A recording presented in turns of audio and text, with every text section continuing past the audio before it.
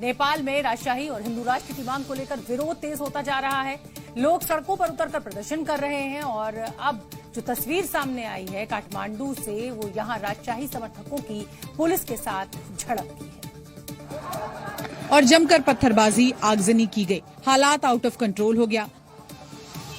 राजशाही समर्थकों की मांग है कि नेपाल में 1991 का संविधान फिर से लागू हो, साथ ही देश में संवैधानिक राजशाही को दोबारा लागू किया जाए, संसदीय लोकतंत्र एक साथ हो और पुराने कानूनों को वापस लाया जाए। और इन्हीं मांगों के साथ आज काठमांडू की सड़कों पर जबरदस्त बवाल हुआ,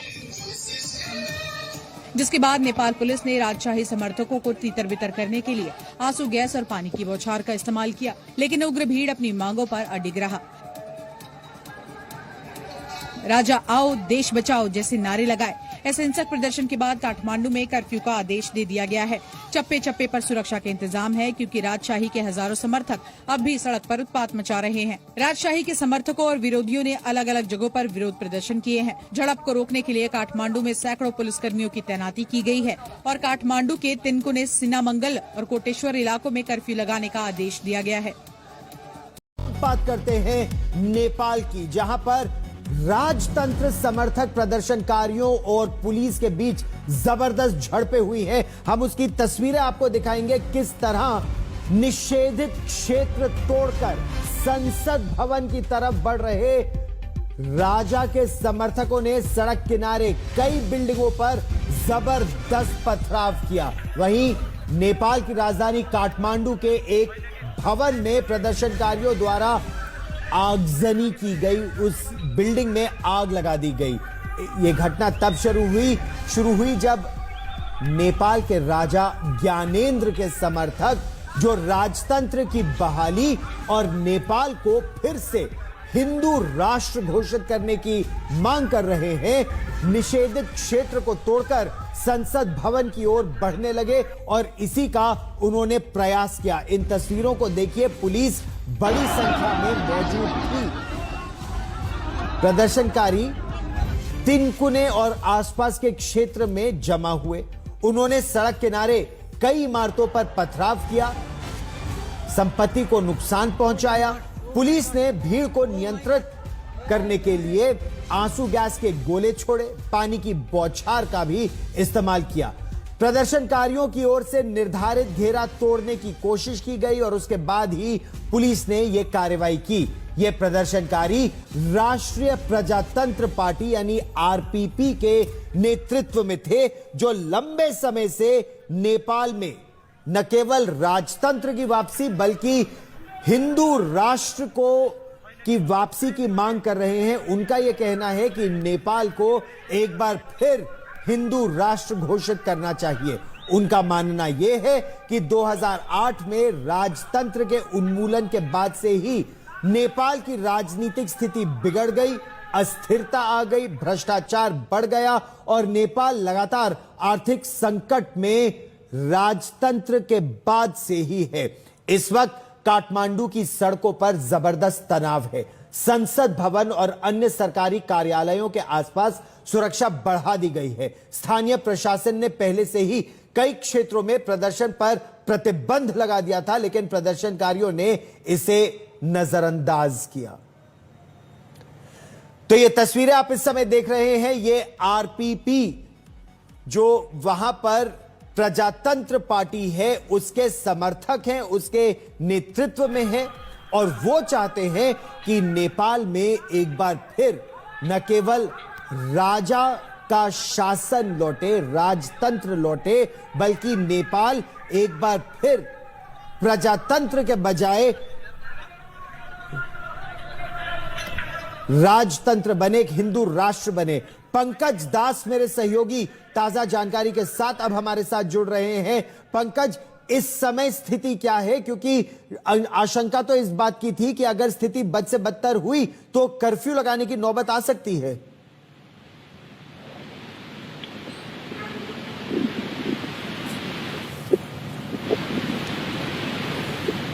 पंकज, आप मुझे सुन पा रहे हैं?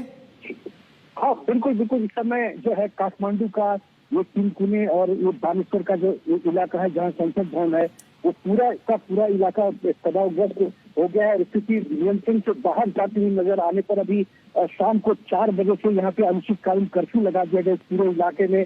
और पूरे दिन भर आज जो राजतंत्र समर्थक है उन्होंने तोड़फोड़ की है। यहाँ कई भवनों में उन्होंने आग लगा दी है, जिसमें से एक बिजनेस कॉम्प्लेक्स है, एक शॉपिंग मॉल है जो भाग भतीनी का चेन यहाँ शॉपिंग मॉल है बहुत बड़ा, उसमें आगजनी कर दी है। इसके अलावा एक राजनीतिक दल का जो पार्टी मुख्यालय है उसमें आगजनी कर दी है उन्होंने।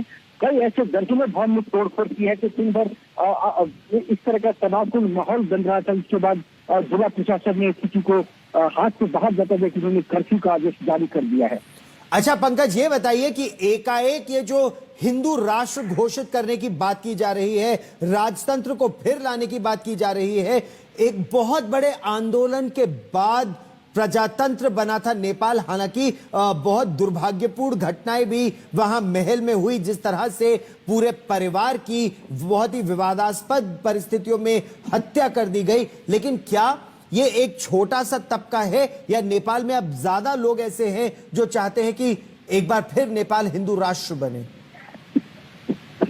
जी देखिए, राजतंत्र समर्थक से भी ज्यादा जो इस समय व्यवस्था और जो राजनीतिक दल है, जो सरकार है, ये उसके प्रति निराशा जो वितृष्णा है लोगों में, ये उसका आक्रोश है। उसके आक्रोश का प्रदर्शन भी हो रहा है और उनको कोई दूसरा मंच नहीं मिल पाने के कारण अभी जो राजतंत्र समर्थक है उन्होंने उनको एक मंच प्रदान किया। उसके बाद ये प्रदर्शन शुरू हुए हैं और लोग इस व्यवस्था से उब गए हैं। इस व्यवस्था से भी खासकर जो राजनीतिक दल है और जिस तरह की राजनीतिक अस्थिरता यहाँ पे नेपाल में है, भ्रष्टाचार अपने चरम पे है, कोई भी राजनीतिक दल जनता के प्रति जिम्मेवार नहीं है, सरकार जनता के प्रति जिम्मेवार नहीं है। तो इस वजह से लोगों का गुस्सा जो है नेताओं के प्रति, राजनीतिक दलों के प्रति और इस सरकार के प्रति, ये उसका जो है गुस्से का प्रस्फुटन हो रहा है और लोग चाहते हैं कि ये व्यवस्था बदल जाए। क्योंकि लोग तुलना कर रहे हैं जो इस समय के लोग थे जिन्होंने राजतंत्र का समय भी देखा हुआ था।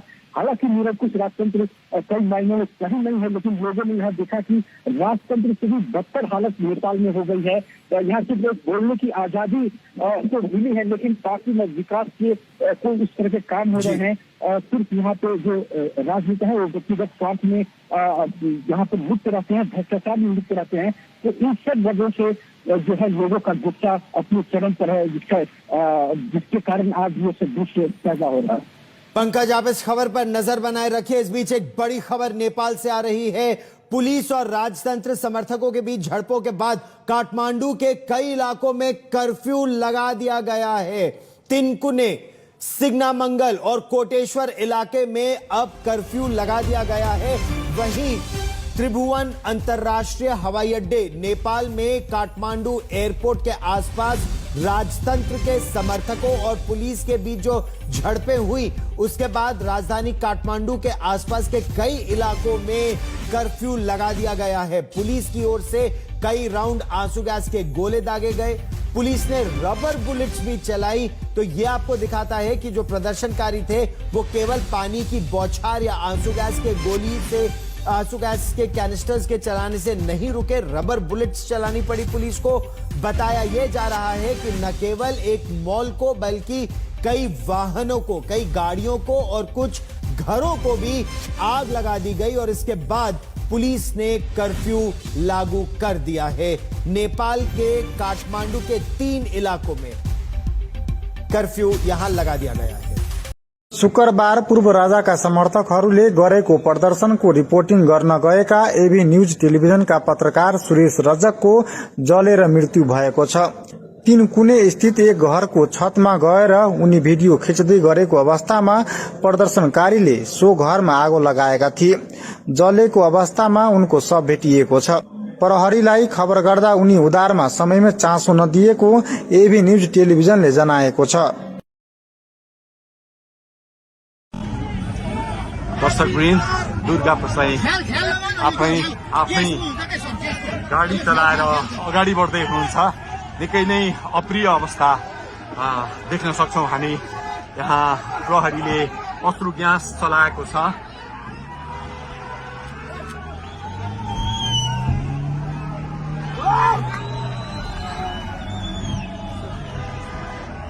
यो तिनकुनेको सडक हो, तिनकुने क्षेत्र हो। उहाँ आफै आन्दोलनकारीहरूको लागि आफ्नो गाडी चलाउँदै अगाडि बढिराख्नु भएको छ। हामी दुर्गा प्रसादसँगै अगाडि बढिरहेका छौँ। यहाँ निकै ठुलो मात्रामा युवाहरूको उपस्थिति देख्न सकिन्छ।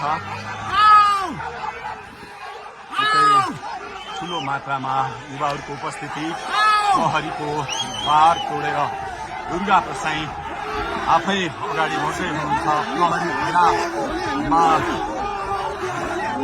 प्रहरीलाई गाडीले पेलेर दुर्गा प्रसाई अगाडि बढ्दै हुनुहुन्छ। हामी दुर्गा प्रसाईसँगै अगाडि बढ्दैछौँ। जहाँ कसैले रोक्न सक्ने अवस्था छैन, जसरी प्रहरीलाई दुर्गा प्रसाईले पेलेर अगाडि बढिरहेको भएको छ। प्रहरी गाडीको चाबी खोज्न लागि परेको छ र दुर्गा प्रसाईले प्रहरीको एक लेयर तोडिसक्नु भएको छ र अब अगाडि सशस्त्र प्रहरीको टोली रहेको छ। उहाँ अगाडि बढिराख्नु भएको छ। यो गाडीमाथि प्रहरीले अन्धाधुन्दा लाठीचार्ज गरिरहेको छ। तपाईँ देख्न सक्नुहुन्छ दुर्गा प्रसाईको गाडीलाई प्रहरीले रोकिराखेको अवस्था। उहाँले यो प्रहरीका सम्पूर्ण सुरक्षा घेरा तोडेर दुर्गा प्रसाई अगाडि बढ्नु भएको छ र यति बेला तीनकुनेको यो पुलबाट अगाडि बढिसकेको छ। यो दृश्य अगाडिपट्टि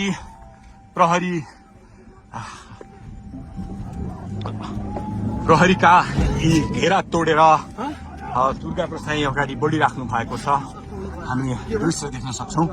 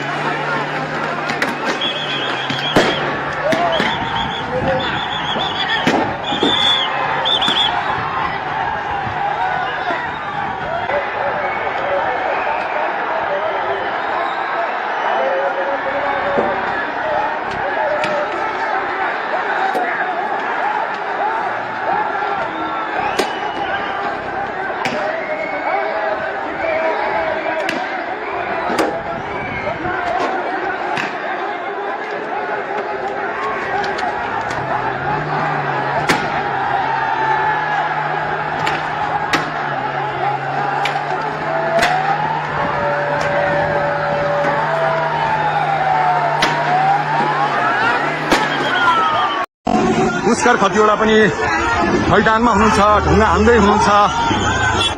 पुष्कर खतिवडा पनि मैदानमा हुनुहुन्छ, ढुङ्गा हान्दै हुनुहुन्छ र देख्न सकिन्छ। पुष्कर खतिवडा पनि मैदानमा हुनुहुन्छ, ढुङ्गा हान्दै हुनुहुन्छ। जनताले प्रतिकार गरिरहेका छन्।